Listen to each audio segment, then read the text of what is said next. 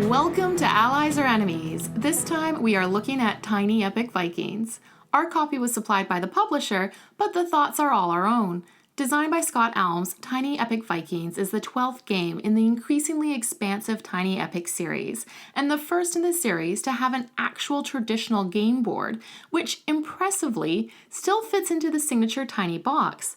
As the name suggests, Tiny Epic Vikings is all about Vikings, sailing the famously fjordful North Seas, conquering lands, gaining goods, and chucking axes at rival Viking clans. And just as the great northern men of yore, you'll be doing this mostly through drafting cards and taking actions. But to explain that in more detail, let's look at how it plays. In Tiny Epic Vikings, you start with just one small boat in a remote fjord and a player board full of possibilities. Each round, you will first draft a hand of cards and then take turns playing those cards one by one to do stuff like sail to islands and drop off Vikings, harvest goods, or build boats and temples. All of this in an effort to control the islands and gain runes which earn you the favor of one of 3 classic Norse gods. If you have the right runes, either from those earned from islands or on cards you've previously played, you also get to take a second, usually more powerful action as well. Or you can instead use your cards to fight, which means you lay down your card and everyone else has one round to challenge you. If you win, you gain a favor card, which provides goods and more runes for endgame scoring. If you lose, you head to Valhalla and gain a boon from one of the gods for your effort. All this fighting and conquering will also affect the power of the various gods, which will matter to you at the end of the game when you score the runes you gained depending on the power ranking of their respected gods. Then the greatest Viking is named. At this point, it has really become a cliche to describe a tiny epic game as fitting a lot into a small box.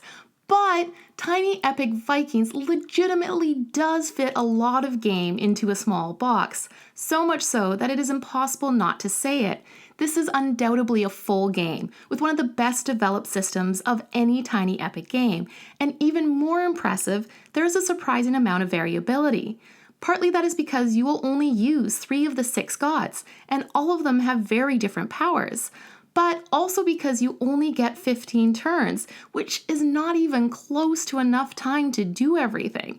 And because all of the cards are different, and you will need to always line up those rune combinations for the bottom actions, you will be taking different paths every time you sharpen up those horns and hop into your longboat. We also have a couple expansions that can be added to the game. The Mini Shamans expansion adds 2 more gods, including Loki, a few more cards, and cairns, which give you a bonus for starting fights. While the much bigger Ragnarok expansion adds an alternate board, another 6 gods, along with an expansion to your player board, with extra solo clans on the back of each, and Valkyries, who carry around your other pieces and help you defeat the giants who now roam the islands. While it may not be completely essential, Ragnarok adds even more layers, and I imagine we'll add it in most of the time. The Tiny Epic games seem to improve their components each time, and this is true here yet again, although in a slightly different way. While it may not have the minis of dungeons, the silk-screened wooden tokens are nice and fit the theme, and the card art is the best in the series, especially the gods, who are depicted in a more traditional, less Hemsworthy style. Even the Raven round marker and the fancy first player ship are awesome.